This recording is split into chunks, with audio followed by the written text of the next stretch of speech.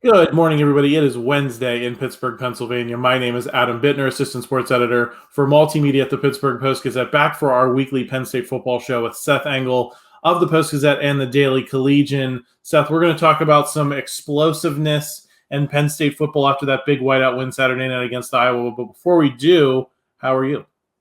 I'm doing very well. Yeah, it was a fun night. It's as electric as it always was. I think there, were worries about the rain, but they didn't really come to fruition. It was the second largest attendance crowd in Beaver Stadium history, and it was electric. So we're rolling along with the season, going to Northwestern this week.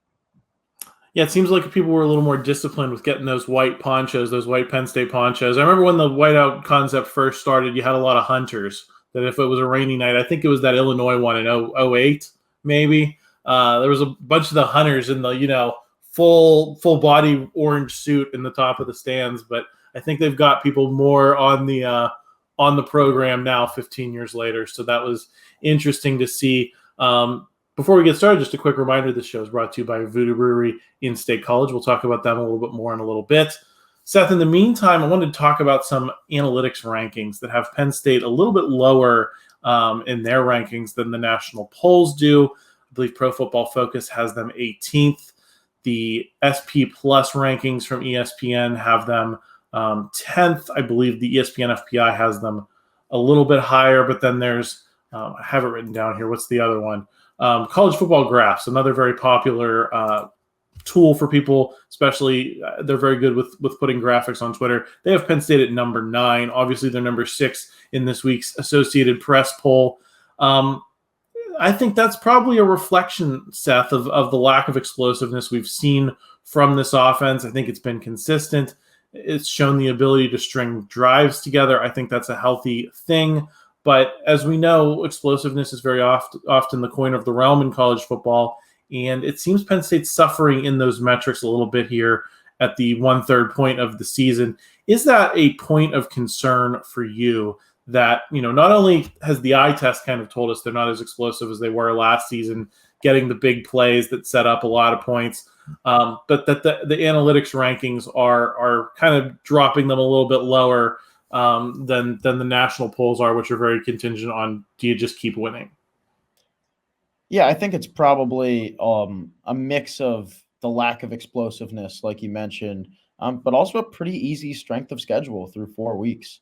Iowa obviously was a ranked opponent, but they were near the bottom of the AP poll at number 24 when they played, and after watching that game, I don't know if they're really worthy of a ranking, regardless. So I want to go back to the explosiveness that you kind of talked about before and the lack of it. I understand the worries behind that, especially when you see some of the top teams in the country create those explosive plays and really break games open.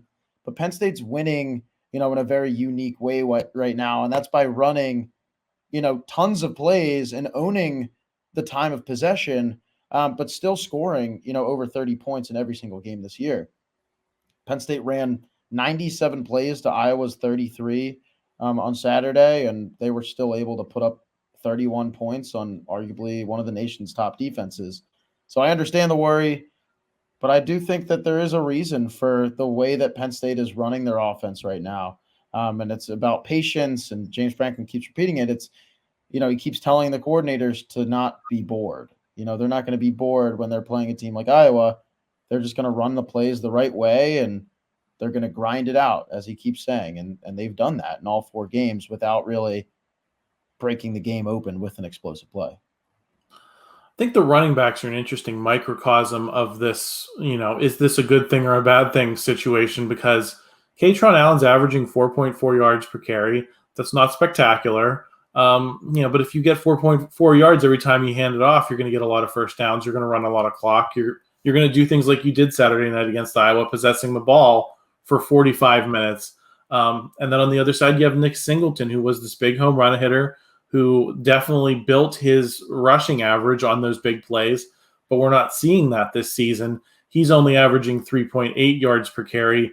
To what degree is that a concern for you? Or does Penn State need to have both? Does it need to have the ability to kind of grind things out with Kaytron Allen, but then also be able to hit those home runs as you get into the back half of the schedule and you face teams like Ohio State, like Michigan, and possibly, if you make it into the college football playoff to contend for a national title, ostensibly you're going to need to hit some big plays there as well. How do you interpret those numbers and where they stand in comparison to last season?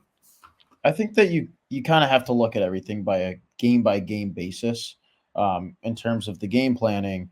I do think it's a bit eye-opening, and we've talked about it before, that neither Singleton or Allen has broken off for a 20-yard rush. That is pretty interesting, and but I do think that has to do with the way that they're running the offense right now. And I think that the game plan the first few weeks has been to just chip away and run a bunch of plays and run the clock down. And it's really worked.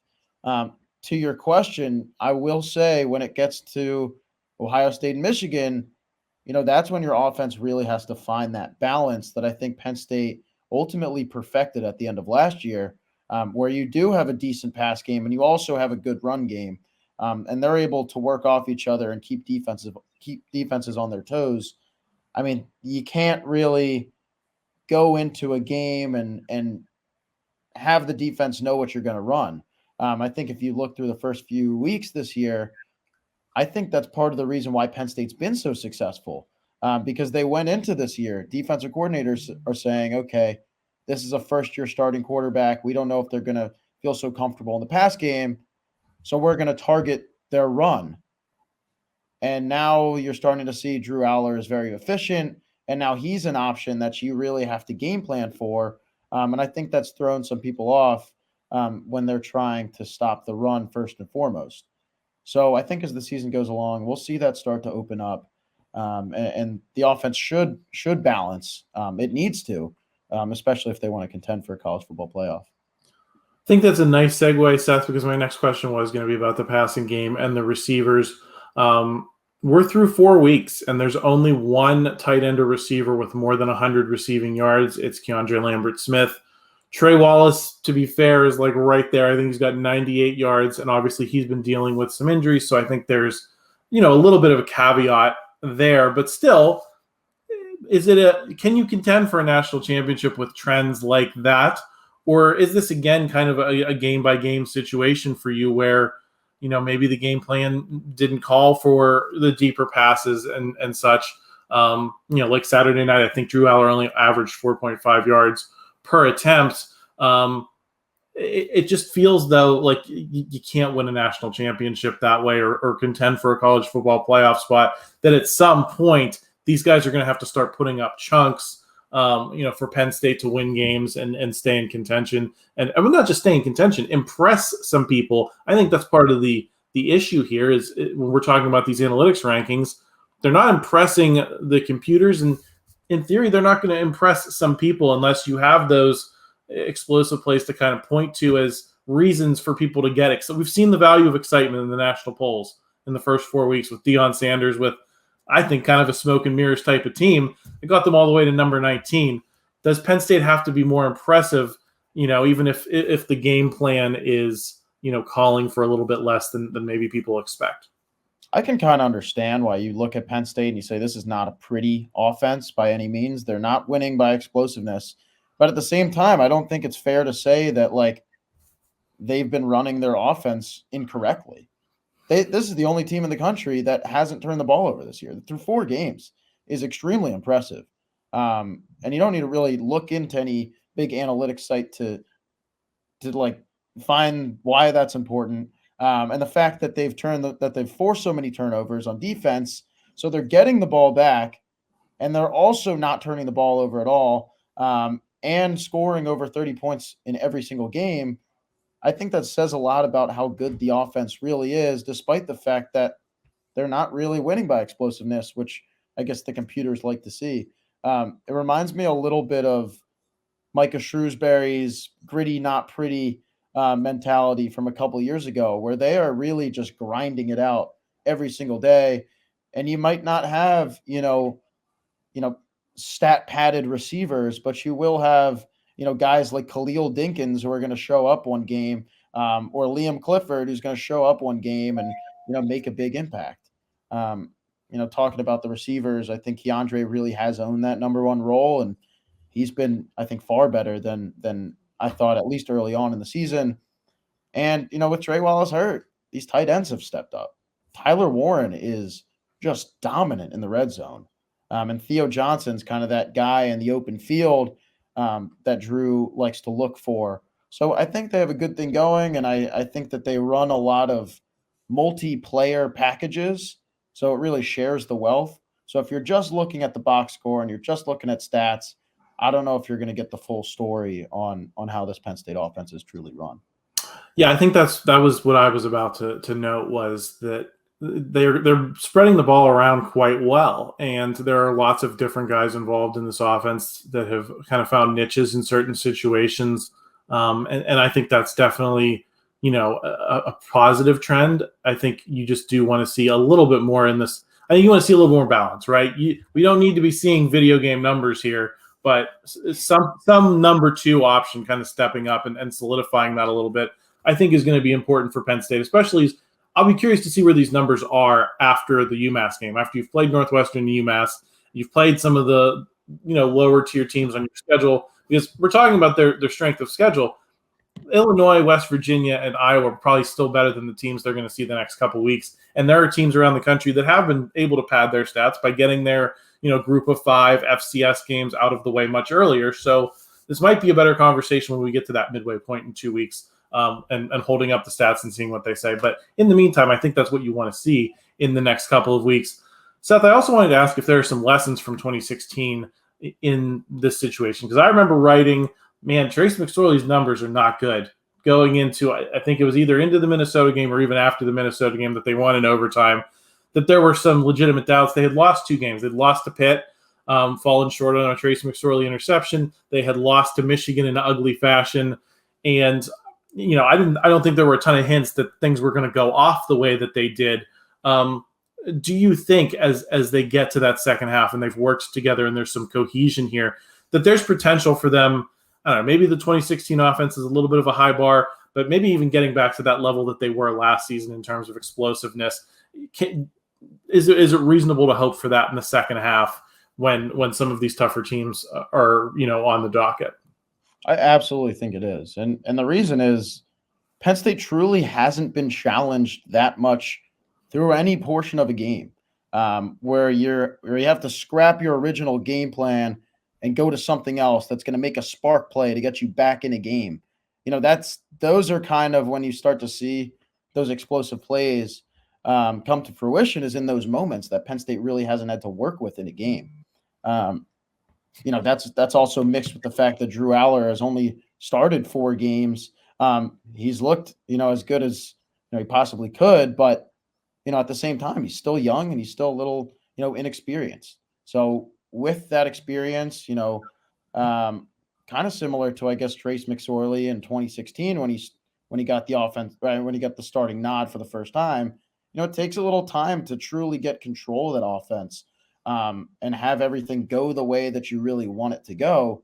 I think things have gone pretty well. That being said, Drew's also only been sacked a single time through 4 games, which also goes to show hasn't been challenged that much. So we'll see, in different opportunities and, different schemes and different teams with different scores, how he's able to react to that, and especially how Mike Yursich does from the box. Going to get into the defense here briefly, and then we're going to talk about some Ohio State, some national headlines. So a lot more to go here on the show today. But before we do, just a reminder that our sponsor for every episode of this podcast is Voodoo Brewery and State College. Enjoy world-renowned craft beer and delicious cocktails at Voodoo Brewing Company. State College Pub, located right off College Avenue at 201 Elmwood Street, State College. VBC has something exciting going on every day of the week. Join them this fall on Mondays for weekly free play cornhole tournaments, or test your knowledge with pub trivia every Tuesday at 6. Wednesday is their game night featuring board games, card games, and the Nintendo Switch. Every Thursday, your boy Dots hosts bingo, and this is not your Nana's bingo. Saturday, they have the Nittany Lions and college football on the screen. And Sundays, they will have either the Steelers, the Eagles, or Red Zone for you to enjoy. Seth, I think we'd be putting it lightly to say that Iowa struggled against Penn State's defense on Saturday night. 76 total yards. only possessed the ball for 15 minutes. Was this an example of dominant defense, terrible offense, or maybe a combination of both? Oh, it's absolutely a combination of both. I mean, that Iowa offense is usually not great, as we've seen the past couple seasons. This one, I mean, that was – I mean, you talk about Brian Ferentz and having the clause in his contract that Iowa has to average 25 points a game this year to, so his contract doesn't expire. I mean, if that said anything, I don't know if he's going to be their offensive coordinator next year. I mean, that was brutal. 33 plays. But at the same time, Penn State's defense is just spectacular. To go into Illinois and come away with the 5 turnovers and 4 interceptions, and then to come back home against Iowa, another Big Ten team, and have 4 more turnovers. I've honestly never seen a streak like that before, where they're just getting the ball back. And like I mentioned before, like, the offense isn't turning the ball over either. So this is really just making for, one of the more efficient football teams, I think, in the country right now. And it's been pretty, exciting to see, and exciting to see some of these playmakers step up that aren't named, Kalen King, who, should likely be a first rounder at the end of the year.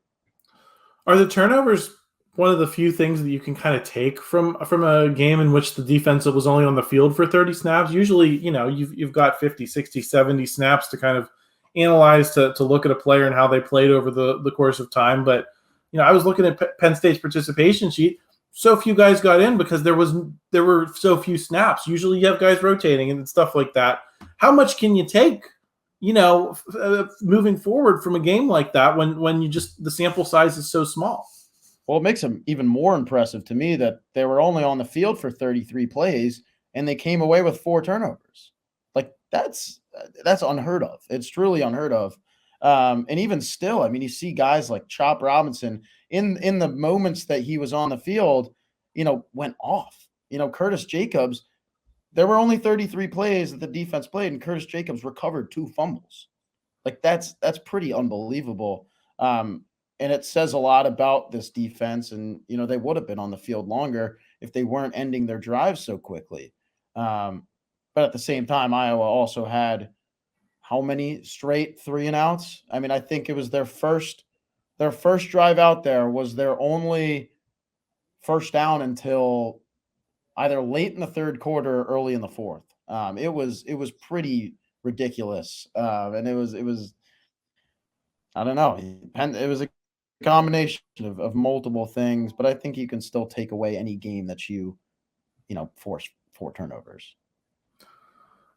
Iowa quite literally looked like the Steelers out there with all the 3-and-outs, just with the uniforms and everything. It was quite the PTSD situation for Steelers fans who had just watched what they watched Monday night against Cleveland. Things obviously got better Sunday night against Vegas, but at the time, it probably didn't feel great on some level for those Pittsburgh Penn State fans.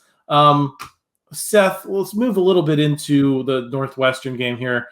The analytics we were talking about earlier say that Penn State's pretty much going to dominate this game. What do you need to see from Penn State in a game against an opponent that's reeling like this? Should we be expecting some fireworks? Is this almost maybe, if you're a Penn State fan, kind of hoping for a Penn State Northwestern 2005 situation where that was kind of the game that Derek Williams, Jordan Norwood, I think, kind of grew up a little bit and asserted themselves in terms of what they were going to be in 05, and then obviously all through their years at Penn State, culminating with that 2008 Big Ten championship? I think first things first, Penn State's going to need to see a 20-yard rush here. I mean, we talk about efficiency and how they've been great on both sides of the ball, but like 4 games without a 20-yard rush, and Penn State's claiming to have, and likely does have, one of the top running back rooms in the country.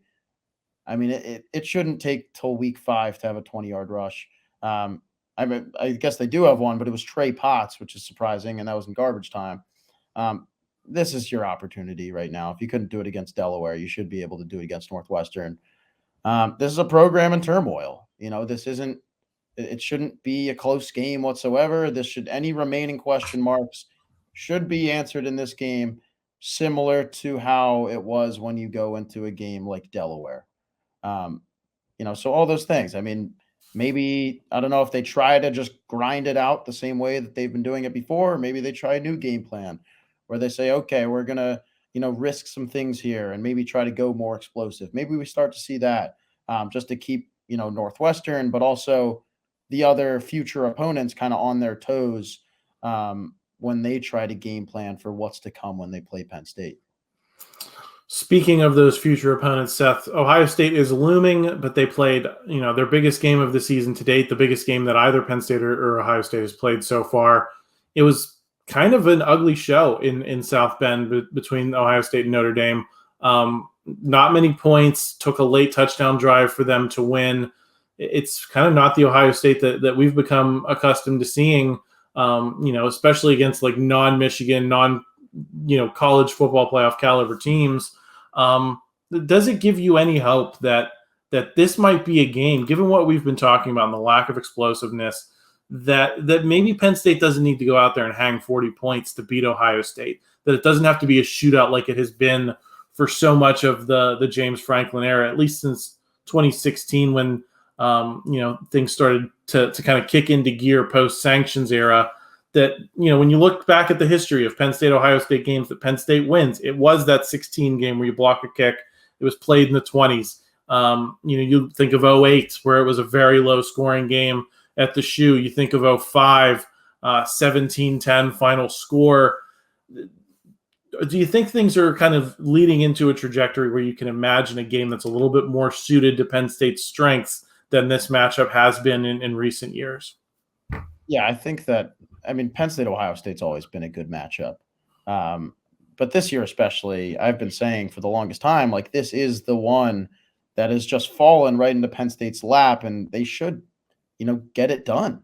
But I think that Notre Dame game kind of said a lot about, how good they can be on offense, which, might not be, like you said, able to put up, 40 points on this Penn State defense. I think that it is going to be a grinded out type of game that Penn State has really, prided itself on, especially the past 2 weeks against its first Big Ten opponents. Ohio State likes to run the ball too. Travion Henderson is, one of the best running backs in the country, and they like to go to him a lot. And McCord isn't necessarily, a deep threat. I think they like to take their time as well. But what you're able to do with Marvin Harrison Jr. kind of opens up the field for you. So we'll see what happens there. It's a really interesting matchup. And I think Ohio State is still in the process of answering a lot of the question marks that they had, in the offseason. I think the defense is, maybe one of the best we've seen from them in a long time. But that offense and the efficiency that we've grown so accustomed to, over the past few years, it just really, it's lacked. So we'll see if by the time Penn State goes to Columbus, maybe they figure that out by then. But, at the moment, I think there are, some worries with that Ohio State offense. Buckeyes have been in the news for a couple of other reasons this week. I'm going to start with Gene Smith's comments in Congress about, how the game of recruiting is changing, under our feet pretty much every day, and that now, via NIL, schools are having to pay $5,000 just to get players to visit, not even to commit, not even to sign and be on campus, but just to visit on the recruiting trail. And I know James Franklin addressed that today, Seth. So I'm just going to turn that over to you. What do we take from that, and what were James Franklin's comments about it? Yeah, so James was asked about it, and he brought up last year there was a question, and Ohio State had pulled a number. There was a number that was said, and numbers are never said with NIL. So I believe I don't remember exactly what the number was when Ryan Day said we need this amount of money to be able to compete for this many years. And James was asked about it, and asked if that number was consistent with what Penn State had to be able to fund to be able to compete. And he brought that up and said again, the number has to be the same because we're competing with the same people. So it's a similar type of thing. Like they're all everyone in the country that is truly competing for a national championship is kind of going through the same issues and difficulties as the other, because they're recruiting the same people and they're competing with one another. So why would it be any different? Was basically what he said today. What I think is just really interesting about the NIL sphere right now is the fact that no one talks numbers. Like we act like we know so much about NIL, and we say, "Oh, this team's NIL isn't good, or this team's NIL is far more superior. They're stealing recruits because their NIL is good." It's like, what does that mean? Like, what does that mean to have good NIL? We don't know numbers.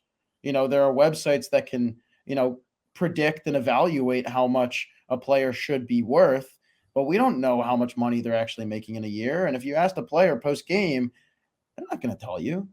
So I think what's most interesting about Gene Smith's comments is that he did say a number. He said 5,000, and for recruiting visit, I mean, it's a little extreme, when you're giving $5,000 to a player, and I don't know exactly how that works.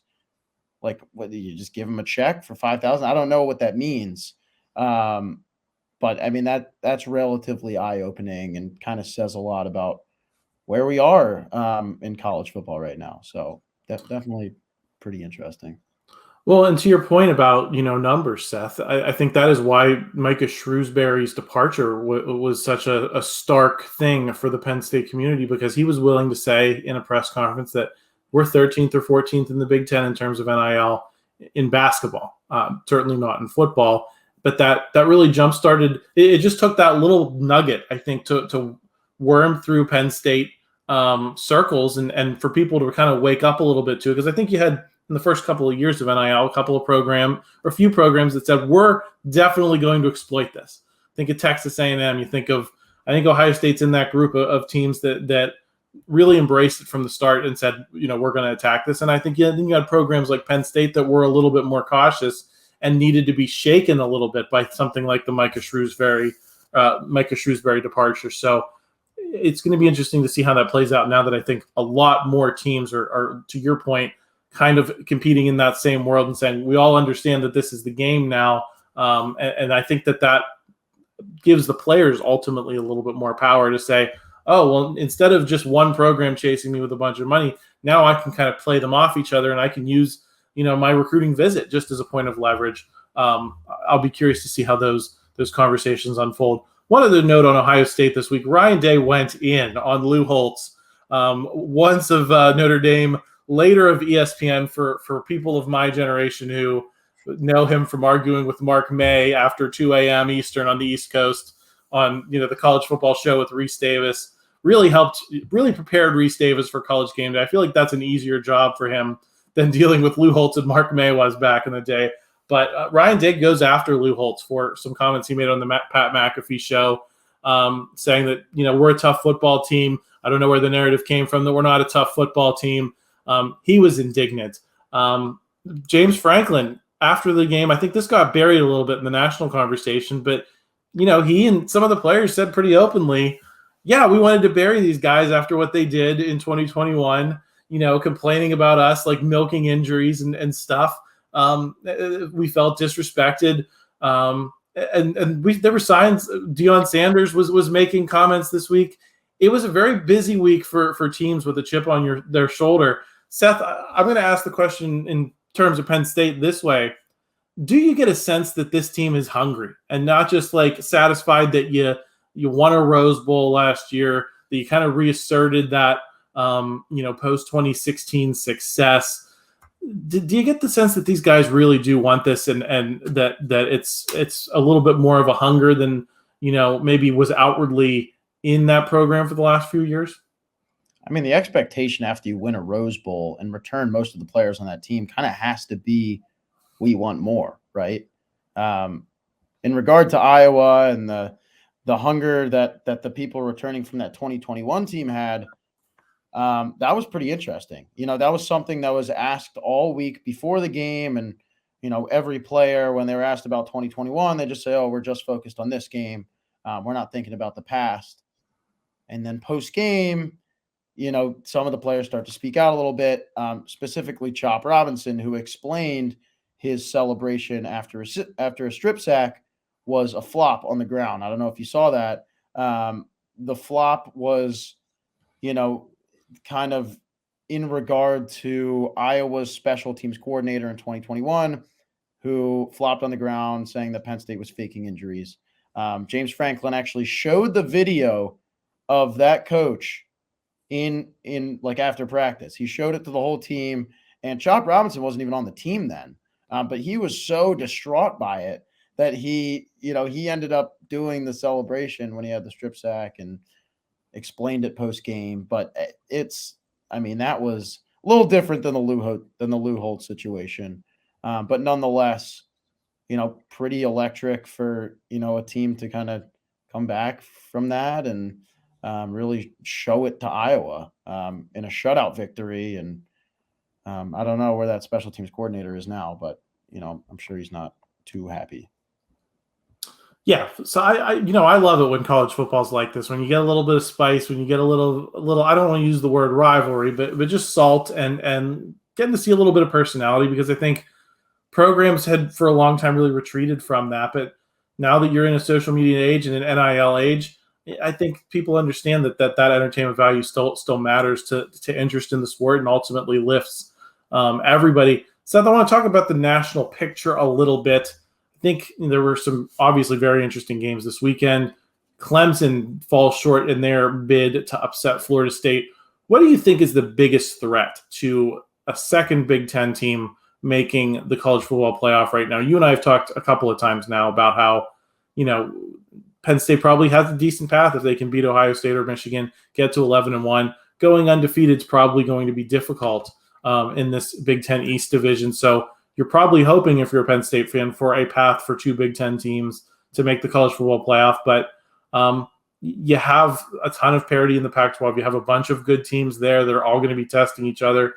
You have Florida State with an already very strong resume, wins over LSU and Clemson, and not a whole lot left in front of them. I think they have Miami and Duke. But if you've already beaten the two teams I mentioned, I think you're probably feeling pretty good about the rest of your schedule if you're the Seminoles. Then Texas, if they get through the Red River rivalry, is starting to look like they have a pretty clear path. If you're a Penn State fan, who are you rooting most against in these coming weeks, through the lens of hoping that you're the second Big Ten team in the playoff? I feel like it's hard to say kind of who you're rooting against at this point. I feel like what truly stands in the way of Penn State at this point in the season is not having a strong enough schedule.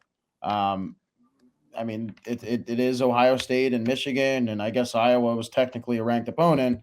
I don't know if they will be at the end of the season. We'll kind of see how that goes. But, you talk about Florida State's schedule and, already having, wins over Clemson and LSU. And then when it comes to SEC teams are obviously going to be playing multiple ranked opponents this year. Penn State won't necessarily have that outside of the Ohio State and Michigan game. So what it really comes down to for them is to win under any circumstances. That is truly what is going to get them into the college football playoff this year, will be if they're able to win out or come close enough to doing so and, potentially winning the Big Ten championship. It's a hard year to make the playoff this year with how things have shaped out so far. So, it basically just is, you got to win. You got to win the games that you should win, and you got to win the games that you maybe aren't supposed to win either. That's what's kind of standing in their way. Yeah, I think it's just very interesting in that, so much of Penn State's schedule is weighted toward the backs, but we're seeing some of these teams that are getting their work done early, and you just wonder what part of the conversation that's going to be by the time we get to early December. Seth, I'm going to get you out of here on this. Penn State picked up 3 recruiting wins this week, notably a 4-star recruit out of Aliquippa locally. I know a lot of Pitt fans had their eye on that one. Is that the Whiteout effect in full force right there of bringing those people into that atmosphere and basically letting it sell the program to some pretty important recruits? Yeah, so Penn State, they were able to pick up DJ McClary, who was a 4-star linebacker from New Jersey on Sunday. And then, like you mentioned, Tyke Hayes, Aliquippa, they got him on Monday. And then earlier today, Brady O'Hara, another Pittsburgh kid, a tight end, they were able to bring him in with that 2025 recruiting class. To your point, the whiteout is just an unbelievable recruiting tactic. And I think it's grown over the years. We talked about the production of it and the importance of it last week. But now we're starting to see some of those things kind of come to fruition in terms of how is this going to play out, not just as a benefit to or as an advantage to playing in the game, but potentially on the recruiting trail as well. And it's big every year. I think we've seen some mid-game commits before from the whiteout, and now we're just seeing, the post-whiteout trail of commitments start to roll out here. And they might not be done yet. I don't know if they're 100% finished with their 2024 class as well, but it is interesting to see them, really start to get a head start on their 25 class right now. That's a nice bonus for Penn State fans who had to stand out in the rain. They did their part to create the spectacle that the program is now using to get some guys into the program that the fans can get excited about for years to come. Seth, great conversation today. Any final thoughts before we sign off here during Northwestern week? No, I'm just looking forward to hitting the road. I have not been to Northwestern before, but proximity to Chicago, I'm sure, is great as compared to some of the other destinations you have to travel to throughout the year. Yeah, it's nice. I'm also from Chicago, so I get to go home. Ryan Field's nothing spectacular, but a nice home cooked meal is. Well, hey, say hello to the Engles, and we will talk to you again next week, Seth. All right, sounds good, Adam. Take care. Thank you for checking out this content from Post-Gazette Sports. If you enjoyed the video, please like it and subscribe to our YouTube channel. Check out our Apple Podcast channel for more podcast content. Click below for a special deal of 99 cents for a 3-month subscription to the Pittsburgh Post-Gazette.